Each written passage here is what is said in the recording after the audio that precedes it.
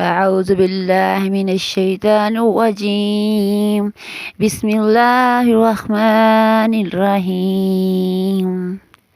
أن علي قال رسول الله صلى الله عليه وسلم: من قرأ القرآن فاستزحره فاحتد حلاله وحرم له أدخله الجنة وشفاءه في أشرة من أهله بيته كلهم قد وجبت له النار.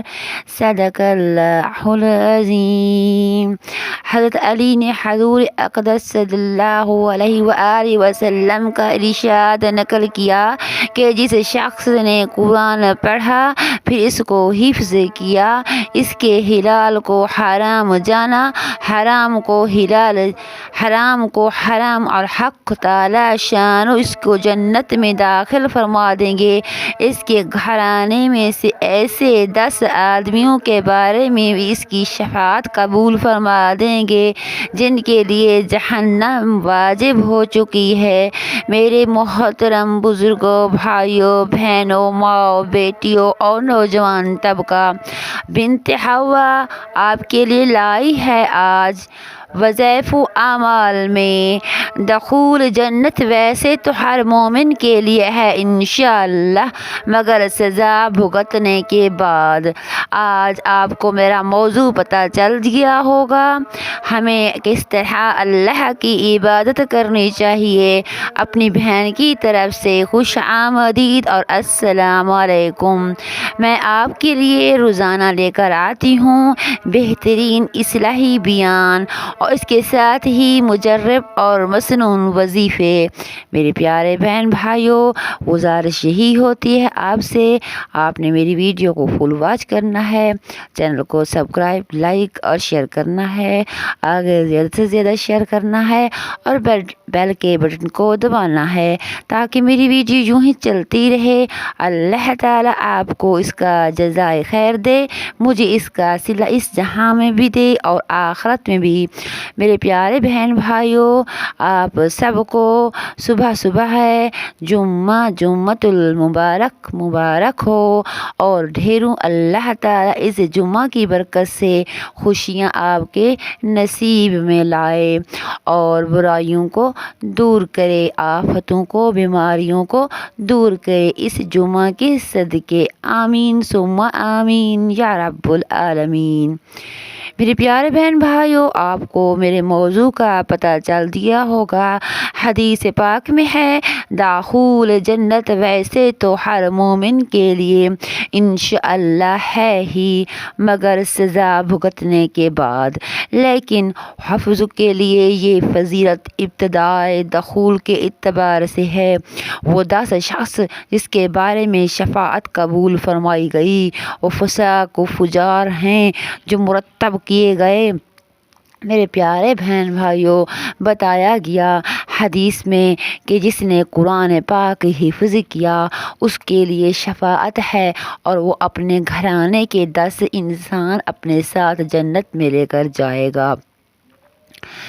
إنه من يشرك به الله فقد حرم الله عليه الجنة ومأواه النار وما للظالمين من الأنصار۔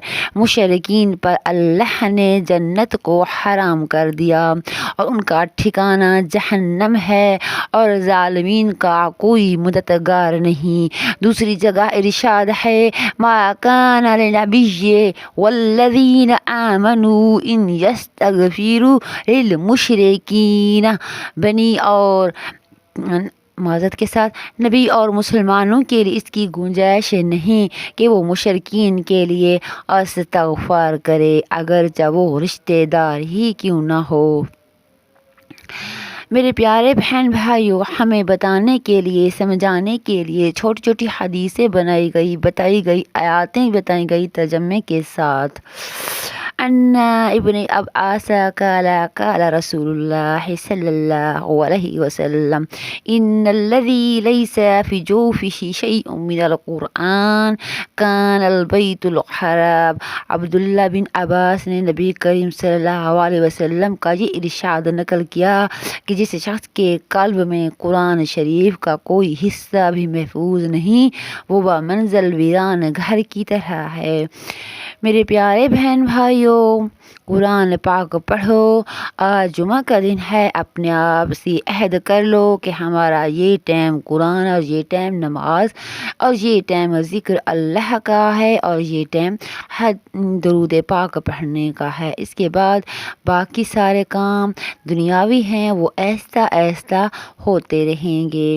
میرے پیارے بہن بھائیوں، یہ زندگی بہت تھوڑی ہے، آخر ایک دن ہم نے جانا ہے، اللہ کو منہ دکھانا ہے۔ اگر ہم نے چھوٹی چھوٹی نیکیاں اکٹھی کی تو انشاءاللہ تعالی آپ کا بیڑا پار ہے۔ میرے پیارے بہن بھائیوں، اپنے گھر کو، اپنے دل کو روشن کیجیے اور جہنم سے بچیے، جنت کے طلبگار بنیے۔ جس کے معاصی کی وجہ سے اس کا جہنم میں داخل ہونا ضروری بن گیا تھا۔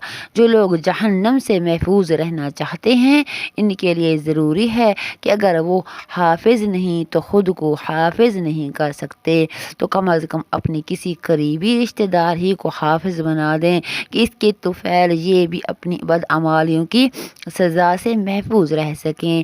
اللہ کا کس قدر انعام ہے اس شخص پر، اس کے باپ، چچا، تائے، دادا، نانا، نانی، ماموں سب ہی حافظ ہیں۔ اللہم زد فزد۔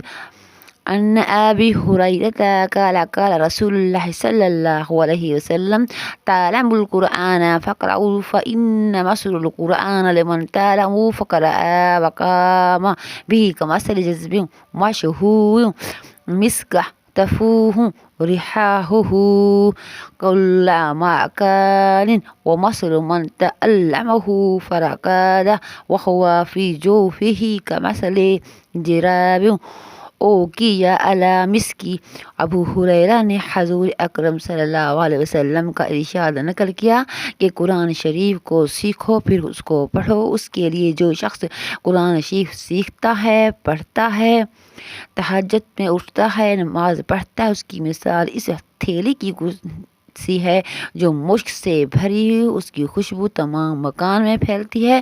اس شخص نے سیکھا پھر سو گیا، اس کی مثال اس مشک کی تھیلی کی ہے جس کا منہ بند کر دیا گیا۔ جو شخص قرآن پاک پڑھا، اس کی خیر گیری کی، راتوں کو نماز میں تلاوت کی، اس کی مثال اس مشک دان کی سی ہے جو کھلا ہوا ہو گئے، اس کی خوشبو سے تمام مکان، مکتب اس کی طرح اس کی حافظ کی تلاوت سے تمام مکان انوار و برکات سے معمور رہتا ہے۔ اگر وہ حافظ سو جاوے یا غفلت کی وجہ سے نہ پڑھ سکے تب بھی اس کے قلب میں جو کلام پاک ہے وہ تو بہرحال مشک ہی مشک ہے۔ اس سے غفلت اتنا نقصان ہوا کہ دوسرے لوگ اس کی برکات سے محروم رہے، لیکن اس کا قلب تو بہرحال اس مشک کو اپنے اندر لیے ہوئے ہے۔ سبحان اللہ، سبحان اللہ، سبحان اللہ۔ ویران گھر کو اپنے آباد کیجیے۔ ویران گھر کیا ہے؟ دل کو آباد کیجیے، ذکر اللہ سے، درود پاک سے، قرآن پاک سے، نماز سے، زکوٰۃ سے، حج سے، اور اللہ کی رسی کو مضبوطی سے تھامی رہیے، تفرقے میں نہ پڑیے۔ میرے پیارے بہن بھائیوں، اپنی بہن کے لیے دعا کرنی ہے، میں نے آپ کے لیے دعا کرنی۔ اللہ تعالیٰ آپ کو اپنی حفظ و امان میں رکھے، پریشانیوں سے، بیماریوں سے، آفتوں سے آپ کو بچائے رکھے۔ اللہ تعالیٰ آپ کو اپنی رحمت کی چھاؤں میں رکھے۔ محمد مصطفیٰ کی توفیع کیونکہ ہم اس کی کلمہ گو ہیں، لا الہ الا اللہ محمد رسول اللہ، ہر وقت ہماری زبان پر جاری رہتا ہے۔ اللہم صلی وسلم علی سیدنا محمد نبینا و رسولنا وعز أزواجنا قرة أعين واجعل المتقين إماما. یا اللہ ہمیں قرآن پاک پڑھنا، درود پاک پڑھنا اور اس پر عمل کرنے کی توفیق دے، اسوہ حسنہ اپنانے کی توفیق دے، اور جو بیمار حال ہیں ان کو شفائے کاملہ عطا فرما، جن کی اولاد نہیں ہے انہیں اولاد نورینہ عطا کر۔